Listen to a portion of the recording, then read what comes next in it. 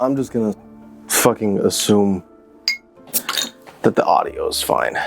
Let me tell you a story about a man who teeters the line of delusional intellectualism, the intentional, malicious perversion of education, and someone who just genuinely doesn't know, which I hope is what it is, but you'll kind of see throughout the thing, that's probably not what it is. Now, if I sound a little tired, it's because it's 12:30 and I gotta be up in the morning.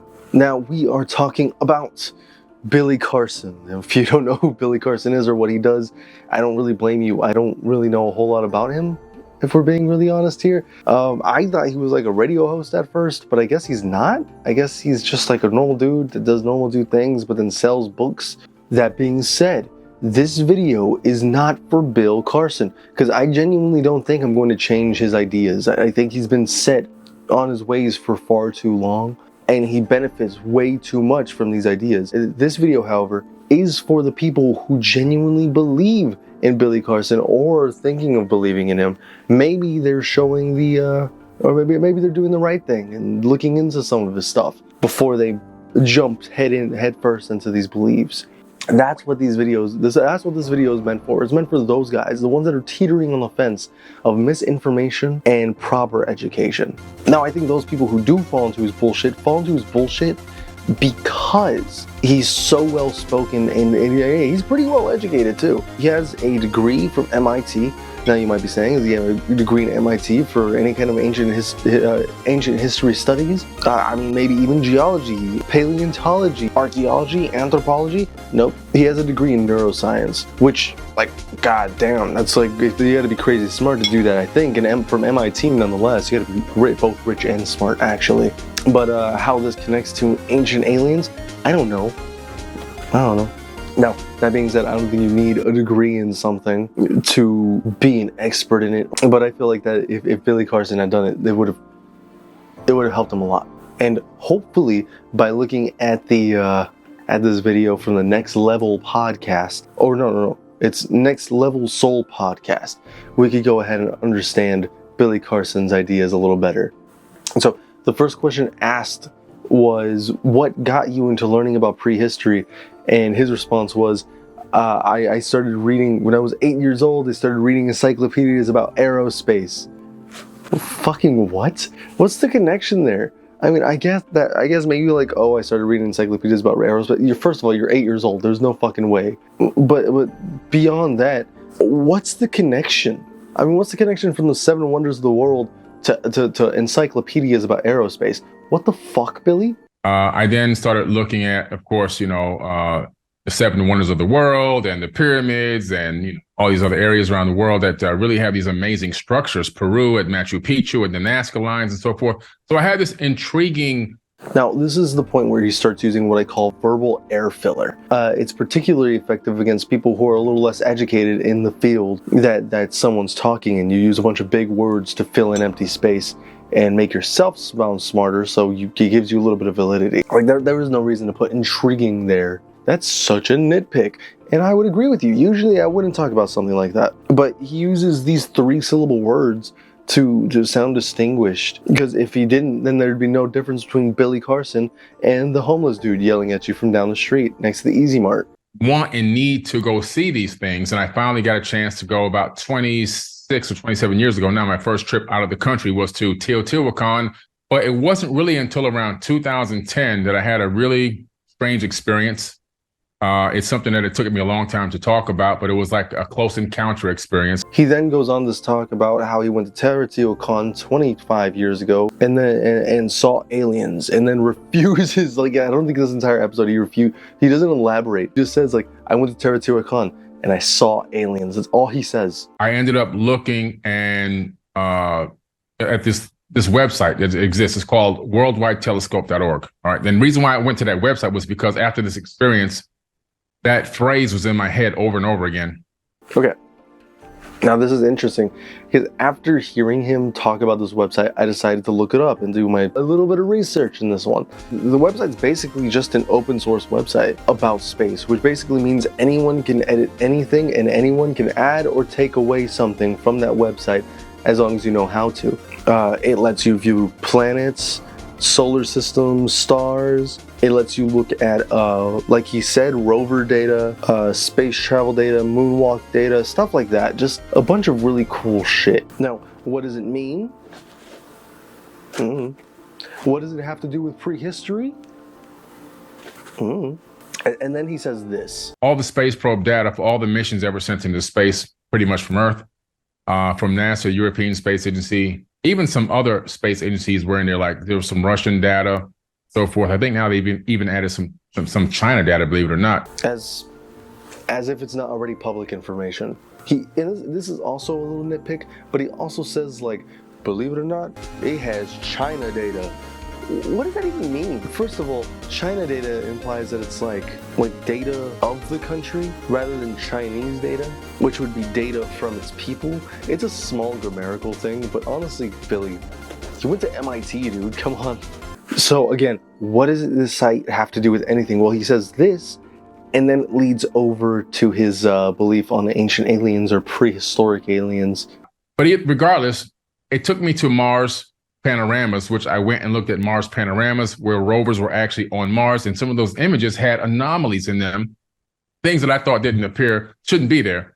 But what was really interesting was some of those anomalies had resemblances of megalithic stone structures here on Earth from ancient civilizations that I have been studying and even visited.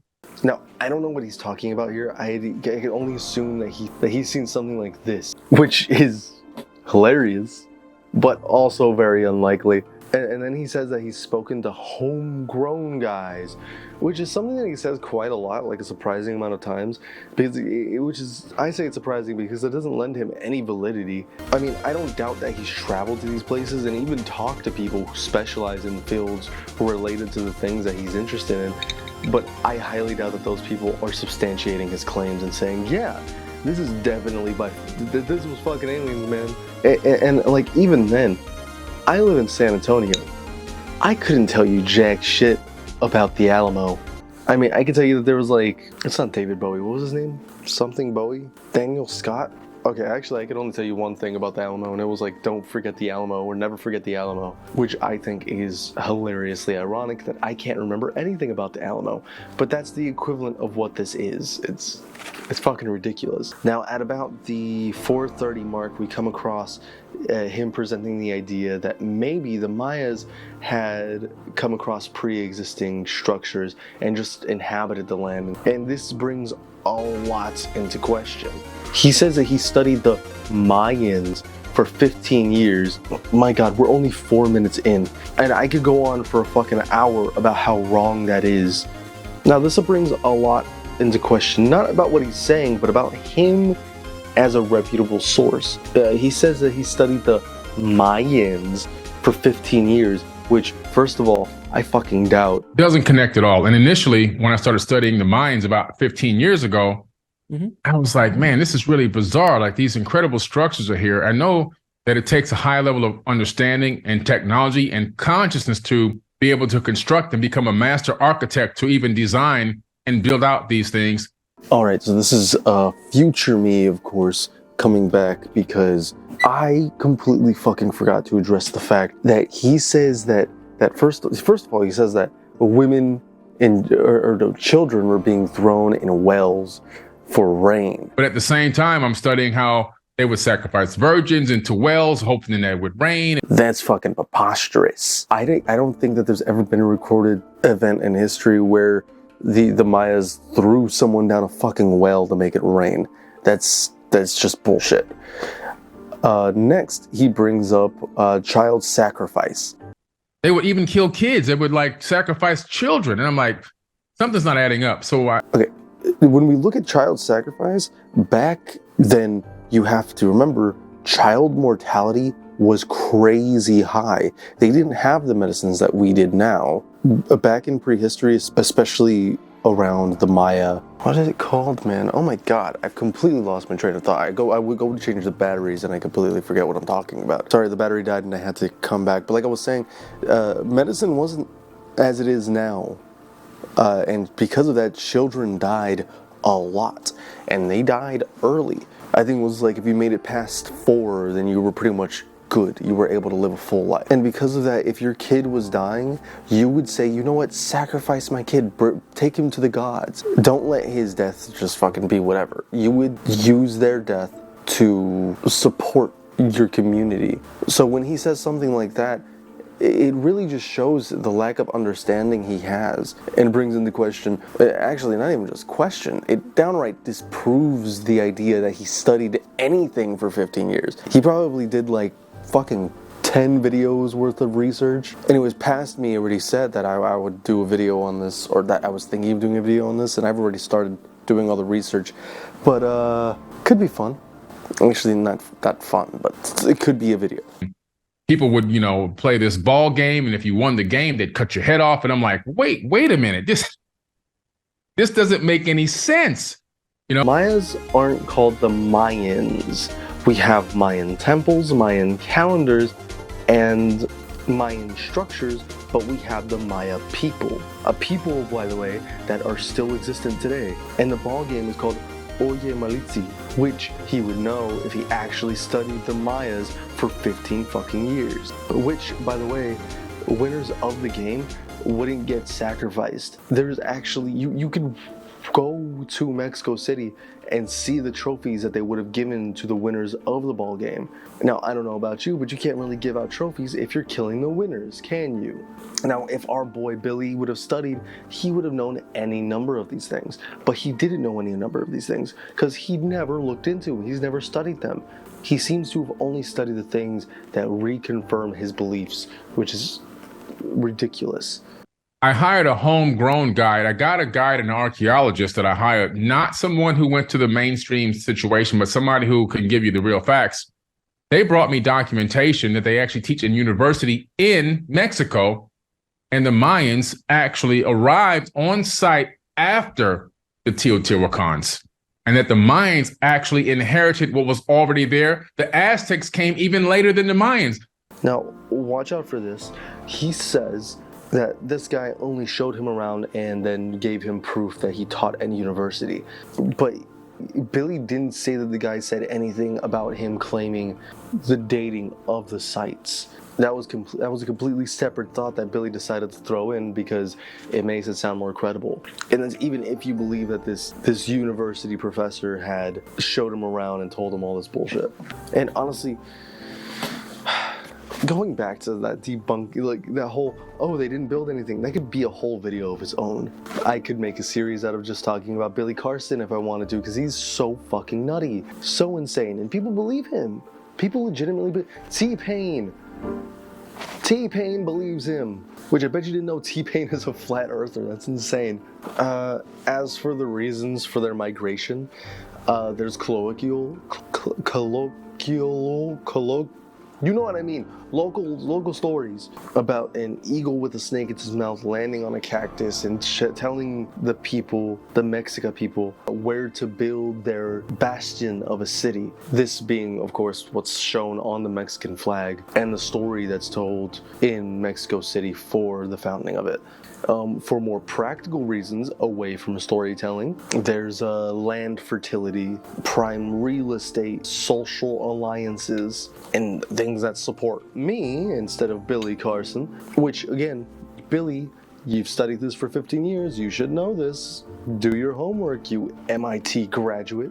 The Codex of Butruni, Codex Mendoza, Florentine Codex, settlement patterns, the Templo Mera excavation, not to mention years of oral translation. Because like I said, the Maya people still exist, Billy.